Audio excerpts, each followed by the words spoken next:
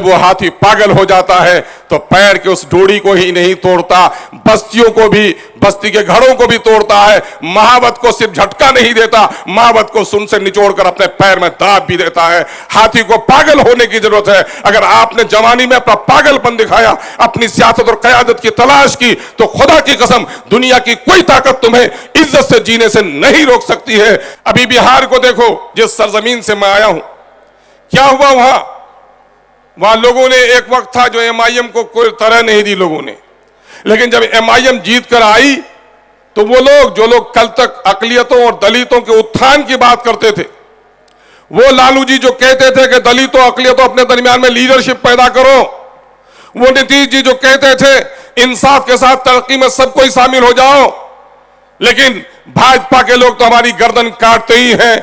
लेकिन हमारी क़यादत की गर्दन जिसने काटी उसका नाम इन्हीं सेकुलर पार्टियों से वाबस्ता है, जिसका नाम राष्ट्रीय जनता दल और जदयू है। यानी इस मुल्क में जो लोग भी वोट के सौदागर हैं, वो आपका वोट तो हासिल करना चाहते हैं, लेकिन आपको क़यादत में हिस्सा नहीं देना चाहते। कईयों नौजवानों, तारीख को मुड़कर देखो, गांव बस्ती में कभी तुमने देखा होगा, तुम्हें मायूस होने की कतई जरूरत नहीं है। दिन हमारे लौट रहे हैं, हमने अभी अंगड़ाई ली है। हमारे लोग जहां कल तक हमसे, हमारी क़यादत हमसे दूर थी, या हमारी क़यादत हैदराबाद में मैसूर थी, मुल्क के दूसरे हिस्से में यह क़यादत नहीं पहुंची थी, तो जान रहे हो मुल्क में कहीं आतंकवादी हो, कहीं फसादात हो, कहीं किसी किस्म के मुकदमात हो, अदालत के फैसले हमारे खिलाफ आए हों, उस वक्त मुसलमानों की गर्दनें झुकी हुई थी और पूरी कौम एहसासे कमतरी के समंदर में गर्क हो रही थी।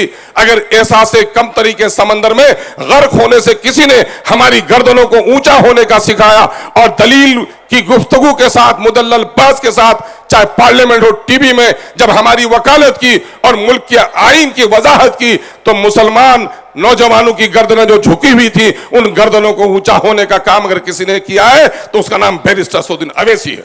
इसलिए हम अपनी नस्लों तक इस बात को मुंतकिल करना जरूरी समझते हैं कि हम सब कुछ दे सकते हैं, लेकिन अपनी क़यादत नहीं दे सकते।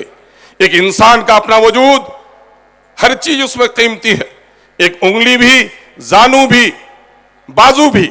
लेकिन जानते हो, बाजू कट जाए तो उसके बदल के तौर पर पैर की उंगलियों से भी नवाला मुंह में रख सकते हो। पांव कट जाए तो बैसाखी से सहारे चल सकते हो, लेकिन याद रखो जानू से भी कम वजन तुम्हारी गर्दनों का होता है। जब गर्दन कट जाती है किसी की तो फिर जिंदगी नहीं, वह लाश होती है। जिस्म में जो गर्दन की हैसियत होती है वही हैसियत कौम के दरमियान में क़यादत की हो सकती है। हम दस्तों बाजू तो कटवा सकते हैं, लेकिन अपनी गर्दन, अपनी क़यादत से कभी समझौता नहीं कर सकते। उसके लिए हमें लड़ना पड़ेगा। और ये तालियां नहीं, तालियां तो तमाचे होने चाहिए कि उन जालिमों के रुखसार सुर्ख हो जाए। तुम्हारी गैरत की कसम तुमको कि तुम्हें हम अपने सफों में तैयारी करनी पड़ेगी, बर्दाश्त करना पड़ेगा, लड़ना पड़ेगा। और यही नहीं समझो कि मेरा आदमी जीत रहा है या हार रहा है। आज से 40 साल कबल जबकि बीजेपी बहुत कमजोर थी, जनसंघ जब 80 से कबल जनसंघ थी, चौराहे के एक पारचोन वाले ने वोट दिया। उस जमाने में चिराग छाप के नाम से उनका सिंबल हुआ करता था। लोगों ने पूछा किनको वोट दिया? कहा कि मैंने लट्टू छाप को ही, चिराग को वोट दिया। कहा तुम्हारा नुमाइंदा जीतेगा? तुमने तो गढ़े में अपना वोट डाला। क्या कहा उस शख्स ने? साहब मैं जानता हूं कि मेरा नुमाइंदा 500-700 से ज्यादा वोट नहीं लेकर आएगा। तुम्हारा कौल सही है कि मैंने अपना वोट गढ़े में डाला है, लेकिन ये जब गढ़ा है तो हर साल जब तक 2-4 टोकरी मिट्टी उसमें न देंगे तो ये गढ़ा नहीं बढ़ेगा। 77-80 तक जो गढ़ा था आज दीवार बनकर सामने में खड़ा है।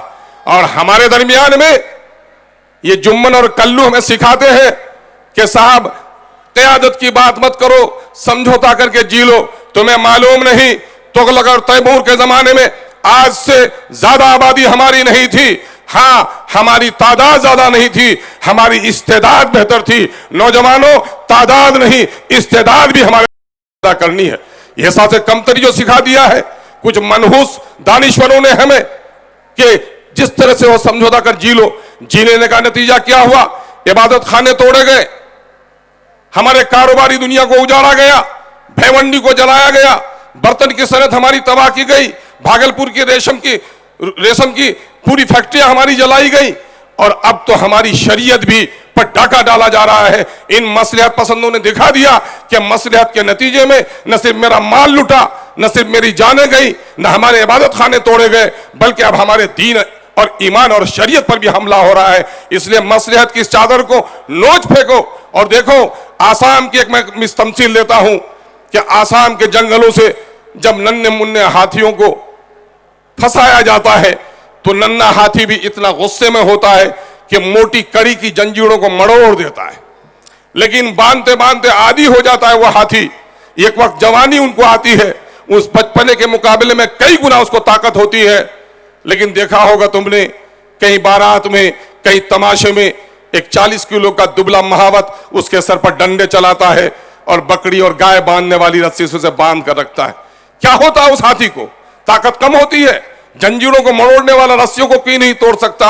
उसके दिमाग में यह बात बैठ जाती है कि वो जंजीर न तोड़ सके थे, इस रस्सी को भी नहीं तोड़ सकेंगे। लेकिन जानते हो, जब वो हाथी पागल हो जाता है तो पैर के उस डोरी को ही नहीं तोड़ता, बस्तियों को भी, बस्ती के घरों को भी तोड़ता है। महावत को सिर्फ झटका नहीं देता, महावत को सुन से निचोड़कर अपने पैर में दाब भी देता है। हाथी को पागल होने की जरूरत है। अगर आपने जवानी में अपना पागलपन दिखाया, अपनी सियासत और क़यादत की तलाश की, तो खुदा की कसम दुनिया की कोई ताकत तुम्हें इज्जत से जीने से नहीं रोक सकती है। यही इकबाल ने कहा है, सबक पढ़ फिर सदाकत का, सुजात का, अदालत का, लिया जाएगा तुम्ही से काम, दुनिया की इमामत का। सलाम अलैकुम, आदाब।